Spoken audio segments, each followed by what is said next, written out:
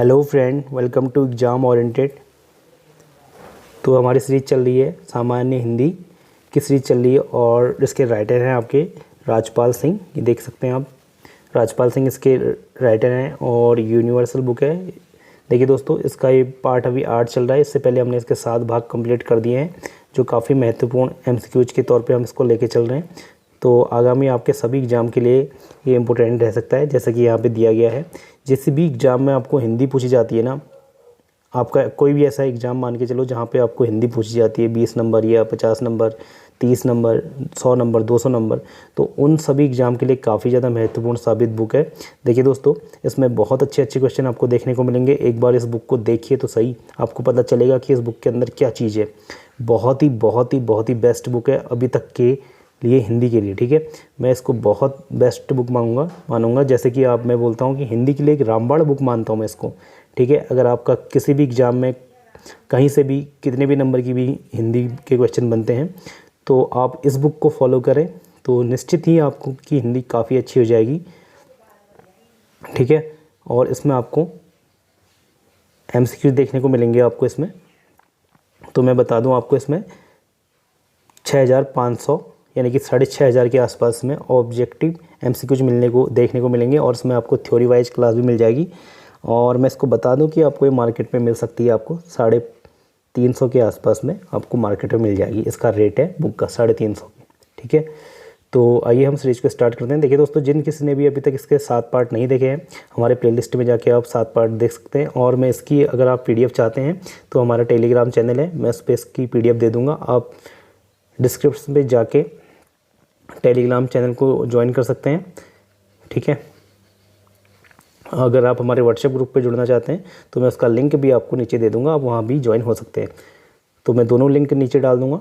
और आपसे मेरी एक रिक्वेस्ट है कि आप वीडियो को ज़्यादा से ज़्यादा प्यार दें और अपने सभी दोस्तों को इसको शेयर करना। ठीक है, तो काफ़ी ज़्यादा महत्वपूर्ण बुक होने वाली है, अभी काफ़ी ज़्यादा ट्रेंडिंग में रही है राजपाल सिंह की बुक। तो आगे चलते हैं, सीरीज को स्टार्ट करते हैं, देखते हैं इसके बहुत प्यारे प्यारे क्वेश्चन।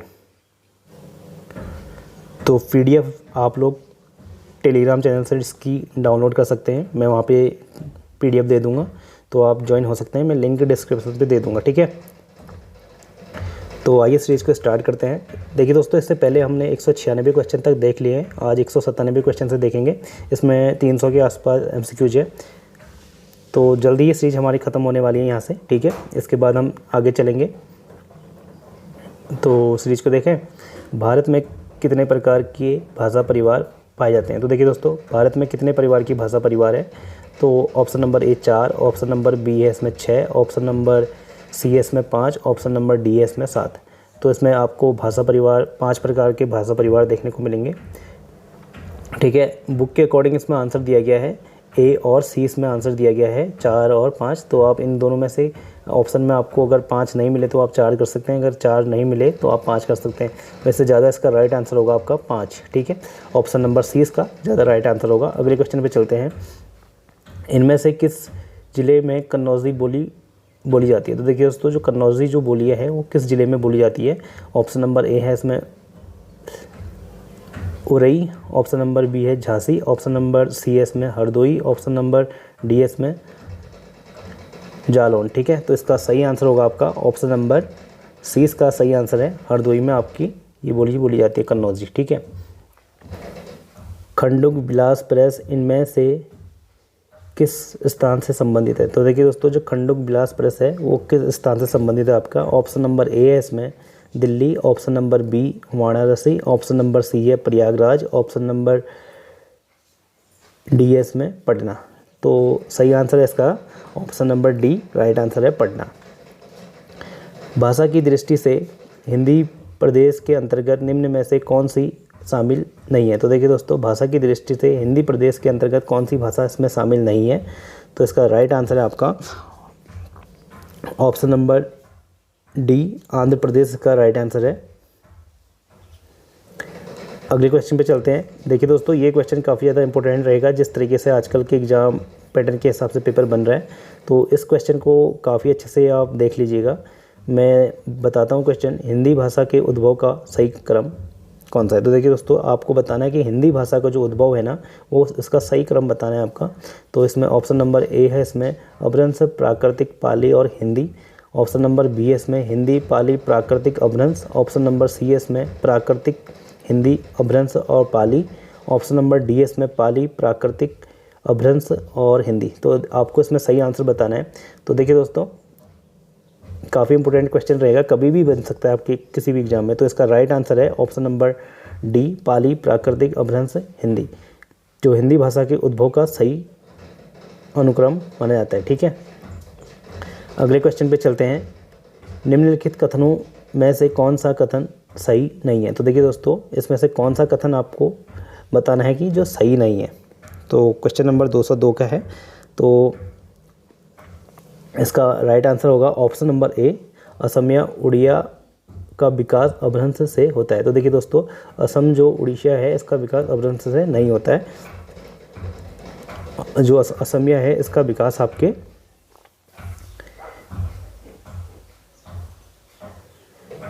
अपभ्रंश से नहीं होता है। ठीक है, अगले क्वेश्चन पे चलते हैं।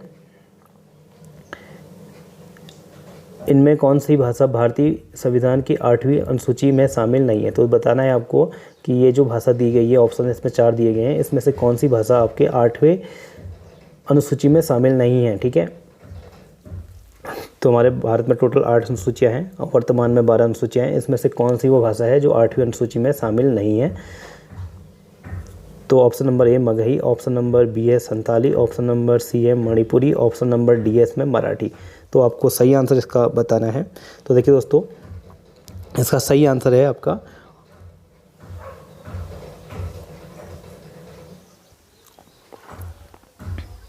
ऑप्शन नंबर ए, इसका राइट आंसर है मगही।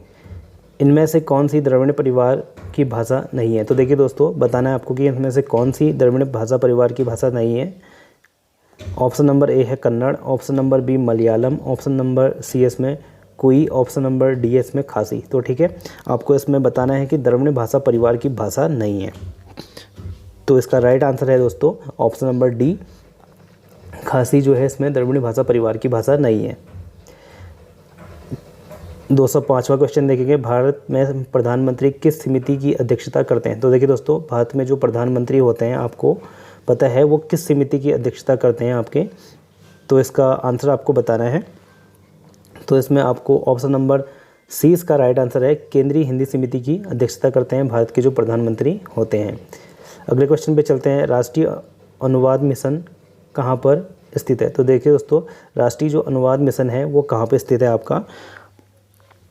तो इसका सही आंसर होगा आपका ऑप्शन नंबर, जल्दी कमेंट करें, ऑप्शन नंबर डी इसका राइट आंसर है मैसूर में। ठीक है, तो देखिए दोस्तों, मैं थोड़ा रुक के इसलिए बोल रहा हूँ कि आप थोड़ा अपना आइडिया लगा के अपना प्रैक्टिस सेट दें, और आपको प्रैक्टिस सेट देने टाइम वो गलत भी हो जाए तो मैं आंसर बताऊँ तो आपका सही हो जाए और लॉन्ग टाइम के लिए आपको वो याद रहे।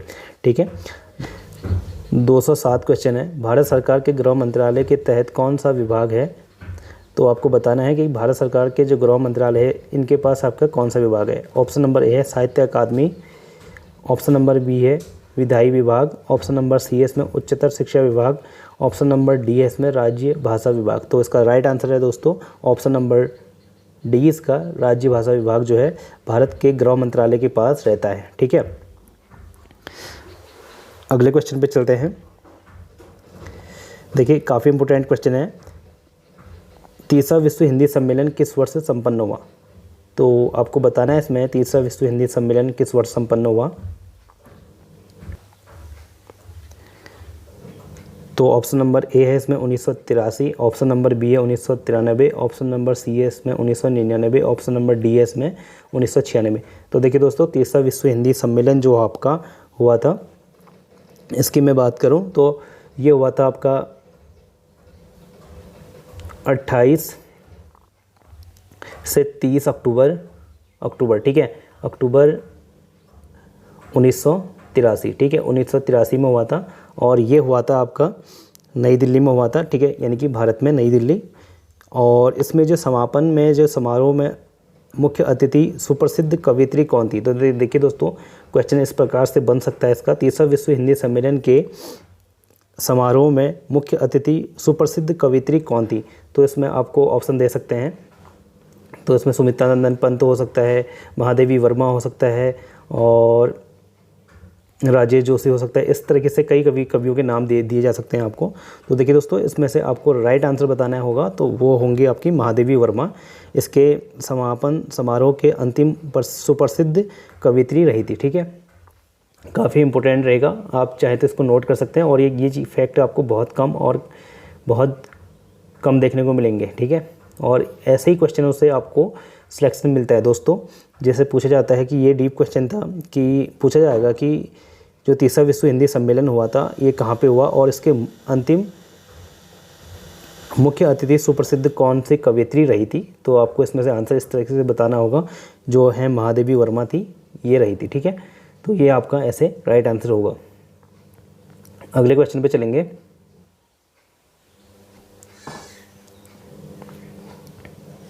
अगला क्वेश्चन है, असम की राज्य भाषा कौन सी है? तो देखिए दोस्तों, जो असम की राज्य भाषा है, ऑप्शन नंबर ए असमिया इसकी राज्य भाषा है। छठा विश्व हिंदी सम्मेलन कहाँ संपन्न हुआ था? तो ये भी काफ़ी इंपॉर्टेंट रहेगा आपका। छठा विश्व हिंदी सम्मेलन आपको बताना है। तो छठा विश्व हिंदी सम्मेलन आपका रहा था 14 से 18 सितंबर 1999 में हुआ था। छठा विश्व हिंदी सम्मेलन ये आपका ब्रिटेन लंदन में हुआ था, छठा विश्व हिंदी सम्मेलन। ठीक है, ऑप्शन नंबर ए इसका राइट आंसर हुआ कब हुआ था? 1999। ठीक है, छठा विश्व हिंदी सम्मेलन ब्रिटेन लंदन में हुआ था। डेट आपको बता दूं 14 से 18 सितंबर। ठीक है, नोट कर लेना। 10 जनवरी को किस दिन के रूप में मनाया जाता है? तो देखिए दोस्तों, जो 10 जनवरी है, इस दिन आप कौन से दिन के रूप में मनाते हैं?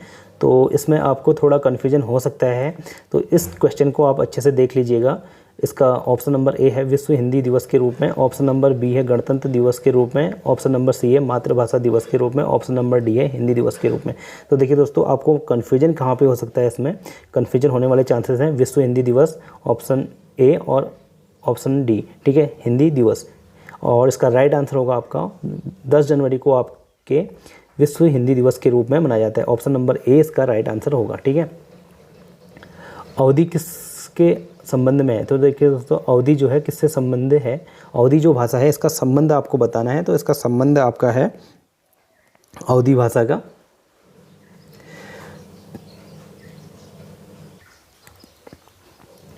तो अवधि का संबंध आपको बताना है। ऑप्शन नंबर ए इसमें Bihari Hindi, option number B इसमें पश्चिमी हिंदी, ऑप्शन नंबर सी इसमें पहाड़ी हिंदी, ऑप्शन नंबर डी इसमें पूर्वी हिंदी। ठीक है, तो इसका राइट आंसर होगा आपका ऑप्शन नंबर डी है, पूर्वी हिंदी के अंतर्गत आता है अवधि बोली। ठीक है, दूसरा विश्व हिंदी सम्मेलन किस वर्ष संपन्न हुआ? तो देखिए दोस्तों, आपको इसमें दूसरा विश्व हिंदी सम्मेलन बताना है, और ये किस वर्ष संपन्न हुआ, और मैं पहले वीडियो में बता चुका हूँ। अगर आपने पहले वीडियो में भी देखा होगा तो आपको अभी तक इसको अच्छा खासा याद हो गया तो होगा। ठीक है, 1983 में option number A, option number B है 1993 में, ऑप्शन नंबर सी है इसका 1976 में, ऑप्शन नंबर डी है इसका 1975 में। तो आपको बताना है दूसरा विश्व हिंदी सम्मेलन जो है आपका, ऑप्शन नंबर सी इसका राइट आंसर है, 1976 में हुआ था, और ये आपका हुआ था पोर्ट लुइस में हुआ था। ठीक है, ये आपका मॉरिशस में पड़ता है। ठीक है, आगे चलते हैं। इनमें से कौन सी भाषा द्रविड़ भाषा है? आपको बताना है इसमें द्रविड़ भाषा कौन सी है। तो ऑप्शन नंबर ए है इसमें बांग्ला जो है द्रविड़ भाषा, option number B Marathi, option number C Telugu Tulu, ठीक है, ऑप्शन नंबर डी है इसमें उड़िया। तो देखिए दोस्तों, इसमें राइट आंसर होगा आपका ऑप्शन नंबर सी तुल्लु। तो देखिए दोस्तों, तुल्लु क्या है मैं आपको थोड़ा इसको बताता हूँ। तो देखिए दोस्तों, तुल्लु जो भाषा है द्रविड़ भाषा परिवार दक्षिण भारत की कई संबंधित भाषाओं का एक समूह है। ठीक है, इसमें मुख्यतः तमिल, तेलुगु, कन्नड़, मलयालम और तुल्लु भाषाएं आती हैं। तो दक्षिण भाषा परिवार जो द्रविड़ भाषा परिवार की है, तो इसके अंतर्गत ये भाषा आती है। अगर आपको कभी यहाँ पे तुल्लु देखने को नहीं मिला तो ये भाषाएं आपको तमिल, तेलुगु, कन्नड़, मलयालम इन भाषाओं का देखने को मिले तो ये भी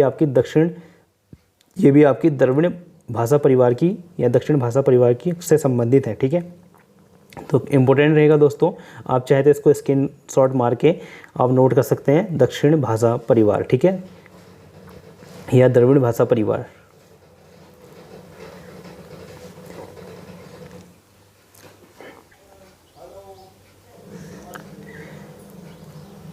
215 क्वेश्चन देखते हैं। इनमें से कौन सी भाषा भारतीय संविधान की 8वीं अनुसूची में शामिल नहीं है? तो आपको बताना है इसमें कौन सी जो भाषा है 8वीं भारतीय संविधान की 8वीं जो अनुसूची है ना उसमें शामिल नहीं है। तो ऑप्शन नंबर ए है नेपाली, ऑप्शन नंबर बी है सिंधी, ऑप्शन नंबर सी है इसमें मीजो, ऑप्शन नंबर डी है कन्नड़। तो इसका राइट आंसर दोस्तों ऑप्शन नंबर सी इसमें जो है मीजो जो है भारतीय संविधान की 8वीं अनुसूची में शामिल नहीं है। भारतीय संविधान के किस भाग में राज्य भाषा का प्रावधान है? तो देखिए दोस्तों भारतीय संविधान के जो कौन से भाग में जो है राज्य भाषा संबंधित प्रावधान दिए गए हैं? तो भाग 17 इसका राइट आंसर होगा ऑप्शन नंबर सी। ठीक है। खड़ी बोली निम्न में से किस अपभ्रंश से निकलती है? तो आपको इसमें से बताना है कि जो खड़ी बोली है वो किस अपभ्रंश से निकलती है। ऑप्शन नंबर ए है Magahi Magadhi, option number B है सौरसेनी, ऑप्शन नंबर सी है इसकी अर्धमागधी, ऑप्शन नंबर डी है ब्राह्मण। तो इसका राइट आंसर होगा दोस्तों ऑप्शन नंबर 20 का सही आंसर है, सौरसेनी से अपभ्रंश निकलती है। पूर्वी हिंदी की दो बोलियों का सही युग्म निम्न में से कौन सा है? तो आपको बताना है जो पूर्वी हिंदी है इनकी बोलियों का सही युग्म बताना है आपको। तो अवधी और ब्रिजभाषा, ऑप्शन नंबर बी है मगधी या बघेली, ऑप्शन नंबर सी है इसमें छत्तीसगढ़ी या गढ़वाली, ऑप्शन नंबर डी है इसमें अवधी और छत्तीसगढ़ी। ठीक है। तो इसका राइट आंसर है दोस्तों ऑप्शन नंबर डी, अवधी और छत्तीसगढ़ी या पूर्वी हिंदी के अंतर्गत आती है। अगले क्वेश्चन पे चलते हैं। 219 का क्वेश्चन है, निम्न में से कौन सी बोली पहाड़ी बोली नहीं है? तो इसमें से आपको बताना है कि कौन सी बोली जो है पहाड़ी बोली नहीं है। Option A Kumaoni, option number B है जौनसारी, ऑप्शन नंबर सी है इसमें बुंदेली, ऑप्शन नंबर डी है इसमें गढ़वाली। तो देखिए दोस्तों इसमें से पहाड़ी बोली नहीं है। कुमाऊनी आपकी पहाड़ी में आता है, जौनसारी आपकी पहाड़ी में आता है, गढ़वाली आपकी पहाड़ी में आता है। तो बुंदेली जो है आपकी ये आपकी पहाड़ी में नहीं आती है। तो देखिए दोस्तों जौनसारी जो बोली है आपकी गढ़वाल क्षेत्र में बोली जाती है, यानी कि देहरादून जो गढ़वाल क्षेत्र आता है उस साइड को ये बोली जाती है। अगला क्वेश्चन है, लहदा का विकास किससे हुआ? तो देखिए दोस्तों लहदा जो है इसमें पंजाबी भाषा का भी विकास हुआ था। तो ये आपकी है लहदा का विकास जो था आपका पैसाची। ठीक है, पैसाची ऑप्शन नंबर 20 का सही आंसर होगा। इसी से आपकी पंजाबी भाषा का भी विकास हुआ था और इसी से लहदा जो है इसका विकास भी हुआ। ठीक है, पैसाची से पैसाची ये आपका अपभ्रंश है। 5वां विश्व हिंदी सम्मेलन कहाँ संपन्न हुआ? आपको बताना है इसमें पाँचवां जो विश्व हिंदी सम्मेलन हुआ वो आपका कहाँ पे संपन्न हुआ। ऑप्शन नंबर ए है नई दिल्ली भारत में, ऑप्शन नंबर बी है पोर्ट ऑफ स्पेन त्रिनिंदा।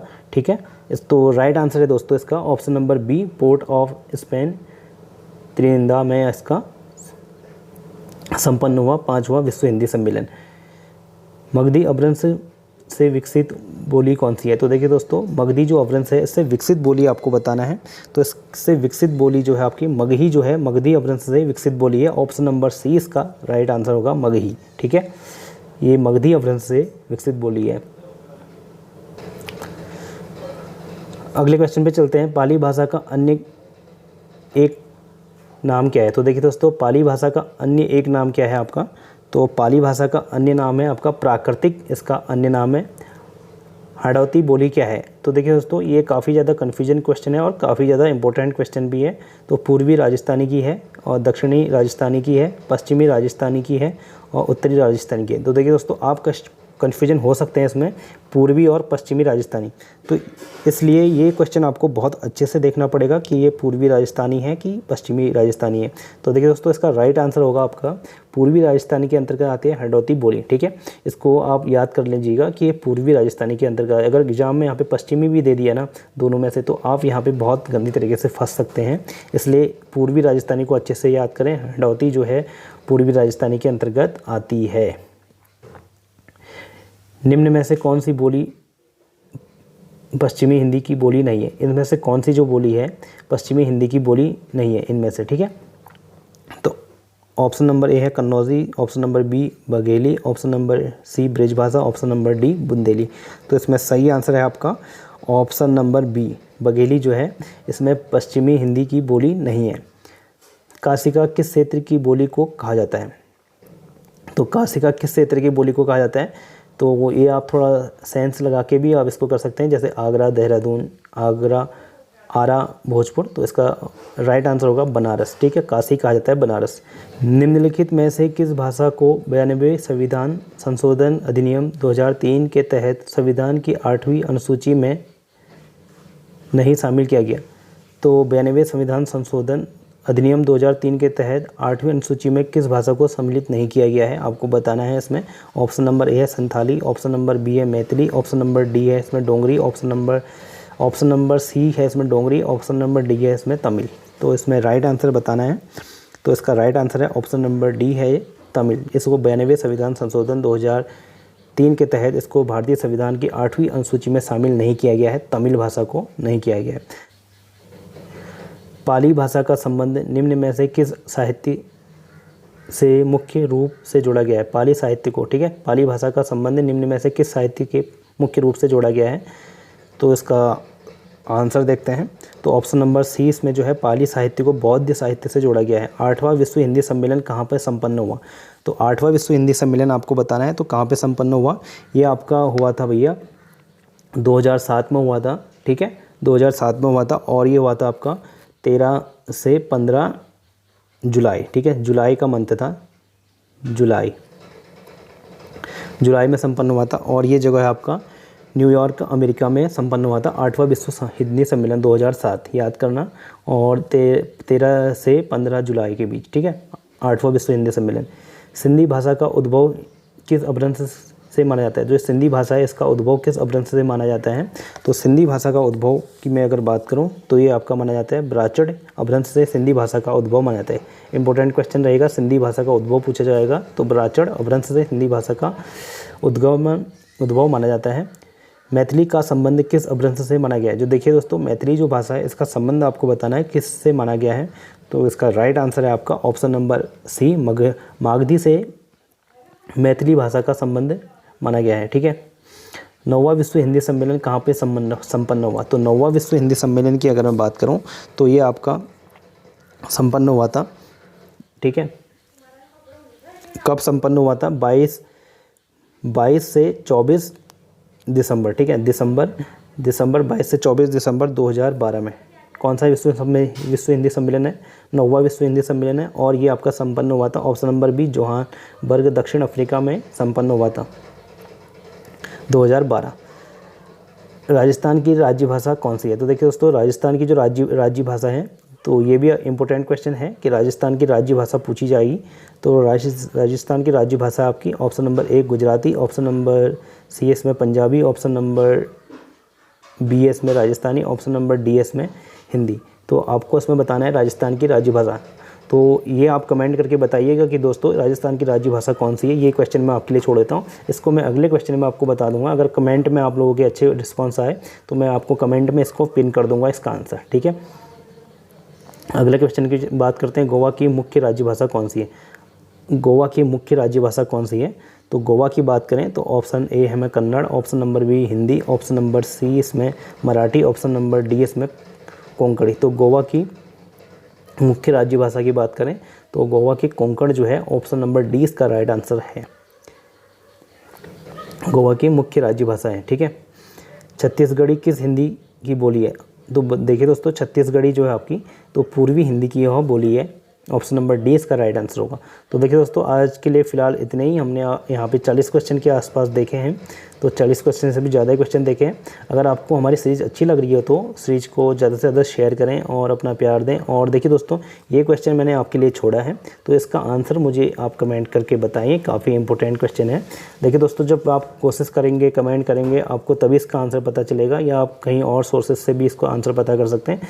मगर आप एक बार इसको कमेंट करके देंगे, अगर गलत भी होगा मैं उसको पिन कर दूंगा वहाँ पे, तो आप लोगों को ये क्वेश्चन का आंसर कभी आप इसको बोल नहीं सकते। देखिए, इंपॉर्टेंट क्वेश्चन है, यूपीएसआई यहाँ से ज़्यादातर क्वेश्चन एसआई के एग्ज़ाम में बहुत पूछे गए हैं। अगर आपको इसकी पीडीएफ चाहिए मेरे टेलीग्राम चैनल या व्हाट्सएप ग्रुप पे, तो मैं आपको इसका लिंक यहाँ पे डिस्क्रिप्शन में दे दूँगा, आप वहाँ से जाके इसको ज्वाइन कर सकते हैं। तो फिलहाल के लिए इतना ही, थैंक यू।